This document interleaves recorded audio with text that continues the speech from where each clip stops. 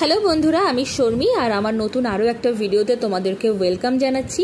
আর আজকের ভিডিওটা যদিও অন্যান্য দিনের মতো নয়, আজকে কিন্তু চলে এসেছি আমি তোমাদের সঙ্গে একটু গল্প করার জন্য। বেসিক্যালি এই যে যারা ধরো আমার মতো ওয়ার্কিং পারসন বা আমার মতো একটা বেবির মা, বা যারা ওয়ার্কিং পারসন না হলেও ঘরোয়া কাজকর্মের জন্য মানে যারা হাউস ওয়াইফ, তাদের জন্যই কিন্তু আজকের এই ভিডিওটা নিয়ে চলে এসেছি।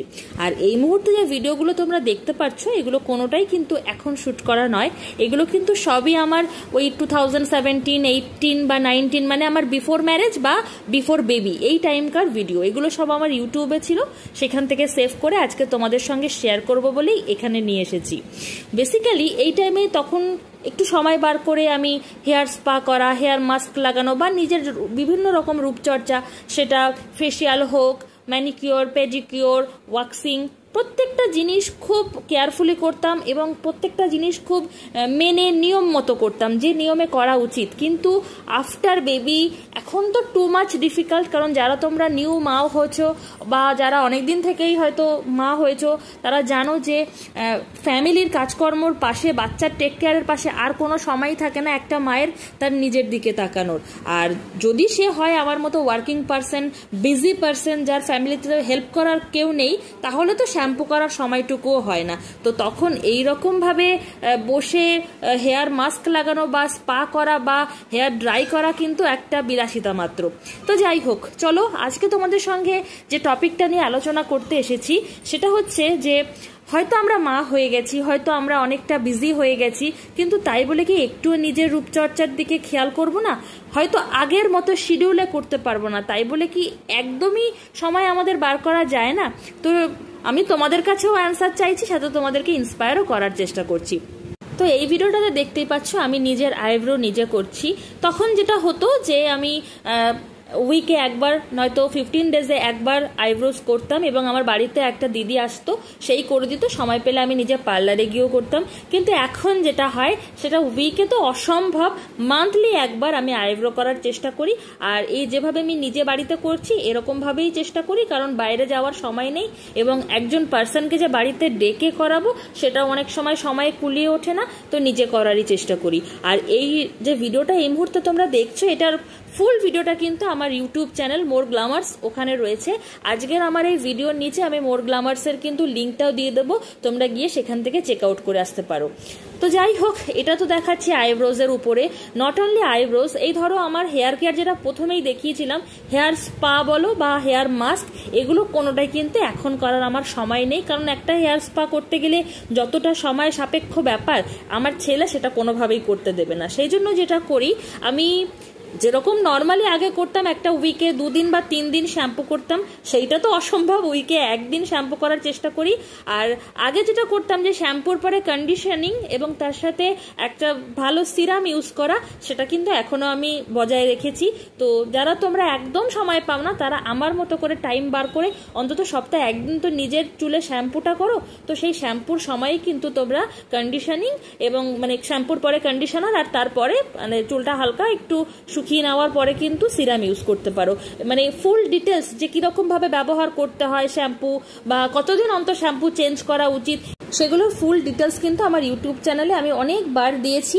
তবুও আজকে একটু বলে দেওয়ার চেষ্টা করছি যে আমি বেসিক্যালি আগে ওই 3 মাস অন্তর শ্যাম্পু চেঞ্জ করতাম এবং যে ব্র্যান্ডের শ্যাম্পু ব্যবহার করতাম সেই সেম ব্র্যান্ডের কিন্তু কন্ডিশনার ইউজ করতাম।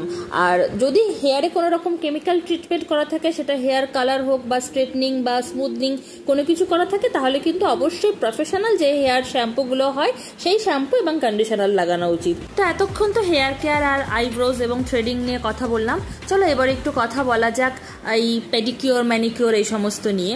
যদিও তখন আমার হাতে অ্যাভেলেবেল সময় ছিল, আমি বিভিন্ন রকম নেল পালিশ চেঞ্জ করতাম, বিভিন্ন কালারফুল নেল পালিশ পরতাম। আর এখন আমি নেল পালিশ কিনিও না পর্যন্ত, কারণ নেল পালিশ পরলে সেটাকে একটা নির্দিষ্ট সময় তুলতে হবে, আর তা না তুললে নখের কোনায় একটুখানি লেগে থাকবে, যেটা দেখতে ভীষণ খারাপ লাগে। সব থেকে বড় কথা, আমি সবসময় ছেলের টেক কেয়ার করি, সেক্ষেত্রে আমার হাতে যদি নেল পালিশ থাকে, সেই হাতে ওকে যদি খাওয়ানো দাওয়ানো হয়, তো সেক্ষেত্রে সেটা পেটে চলে যেতে পারে, সেটা শরীরের জন্য ভালো নয়। তো সেই জন্য কিন্তু আমি নেল পালিশ পরা একদমই বন্ধ করে দিয়েছি। তাই বলে কি বন্ধুরা, যারা আমরা মা হয়ে গেছি বা যারা আমরা ভীষণ বিজি পার্সন, তারা কি নেল পালিশ পরবো না? তা একদমই নয়। চলো তার জন্য একটা সলিউশন এখন আমি বার করেছি, সেটা হচ্ছে আমি যেটা করি এখন আমি একটু মেহেন্দি আঙুলের উপর লাগিয়ে নিই, নখের উপর লাগিয়ে নিই।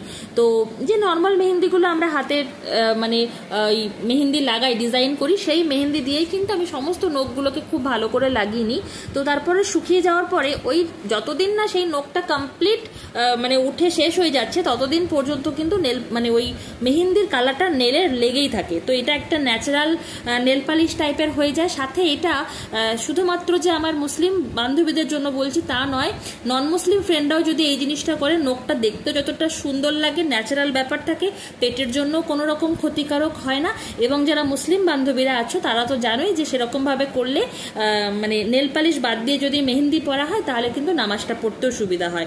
তো সব কথা বিচার করে আমি এখন ওই নেল পালিশ কমপ্লিটলি ছেড়ে দিয়ে মেহেন্দিতে ট্রান্সফার করে নিয়েছি নখটা, যেটা আমার কিন্তু অনেকগুলো দিন নখে থেকে যায়। মোটামুটি একবার লাগালে প্রায় 2 মাসের কাছাকাছি, মানে পুরো নখটা যতক্ষণ না উঠে যাচ্ছে ততক্ষণ অবধি কিন্তু ওই মেহেন্দির কালারটা নেল পালিশের মতো করে হয়ে থাকে। আর এই যে মাস্ক ফাস্ক লাগাচ্ছি যে পায়ে, মানে একটা মাস্ক তৈরি করেছি, হোমমেড মাস্ক, এই সমস্ত করার কিন্তু ভাই সত্যিই সময় নেই। ইনফ্যাক্ট মার্কেট থেকে কোনো রকম ফুট ম্যাসাজ ক্রিম কিনে নিয়ে এসে সেটা লাগিয়ে রাখা বা ফুট মাস্ক ক্রিম কিনে নিয়ে এসে লাগিয়ে রাখা সেটুকুরও সময় পায় না বললেই চলে। তো যেটা করি ওই প্রতিদিন স্নানের টাইমে যে লুফাটা দিয়ে গা পরিষ্কার করছি সেই লুফাটাতেই যেটুকুনি ফোম থাকে সেই ফোমটা দিয়েই পায়ের গোড়ালিগুলো ভালো করে ঘষে নিই। আর একটা বাজে ব্রাশ রেখে দিই, সেই ব্রাশটা দিয়ে একটু ওই সাবান দিয়েই কিন্তু নখ ঠোক ঘষে নিই, বাস। এর বাইরে আর কোনো রকম কিছুই করা হয় না। পেডিকিওর ম্যানিকিওর এখানেই শেষ আফটার বেবি। কিন্তু সবার লাইফস্টাইল তো সেম নয়।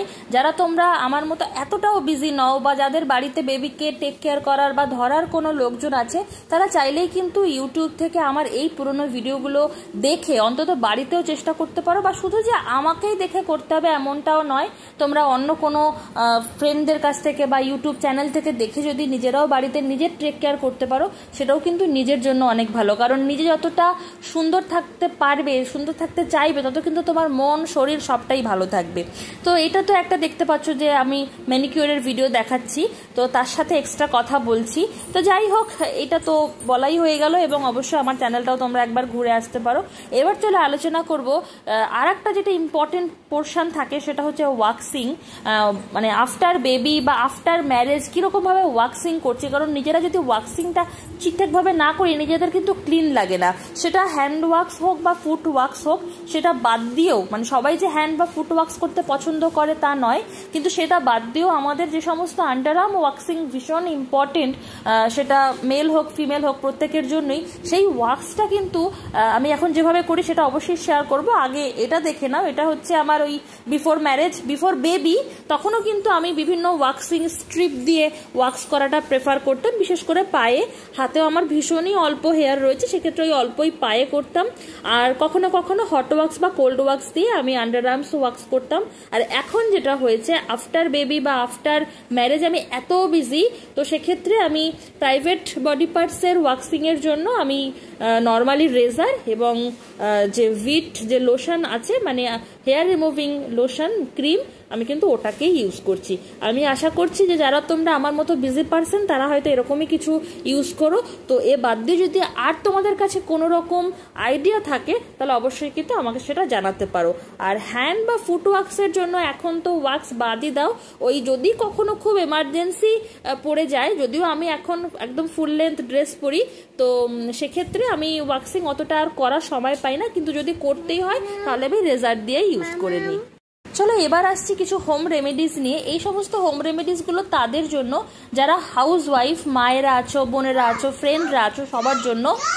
আমি কিন্তু আফটার বেবি একদমই সময় পাই না হোম রেমেডিস বানানোর, কারণ হোম রেমেডিস বানাতে গেলে অনেকগুলো ইনগ্রিডিয়েন্টস লাগে। বিভিন্ন সময় বিভিন্ন রকম ইনগ্রিডিয়েন্টস আমি ইউজ করতাম আগে, তো এটা একটা ভিডিওই দেখাচ্ছি, কিন্তু আমার চ্যানেলে অ্যাভেলেবেল প্রচুর ভিডিও রয়েছে, তোমরা সেখান থেকে দেখে নিতে পারো। বিভিন্ন রকম আইডিয়া আমি শেয়ার করেছি বিভিন্ন টাইমে। হেয়ারের জন্য আলাদা হোম রেমেডিস, স্কিনের জন্য, হ্যান্ডের জন্য, ফুটের জন্য, নেকের জন্য, বিভিন্ন জিনিসের জন্য বিভিন্ন রকম ইনগ্রিডিয়েন্টস দিয়ে বিভিন্ন রকম হোম রেমেডিস বানিয়েছি, কিন্তু এখন সেটা একেবারে ইম্পসিবল আমার পক্ষে।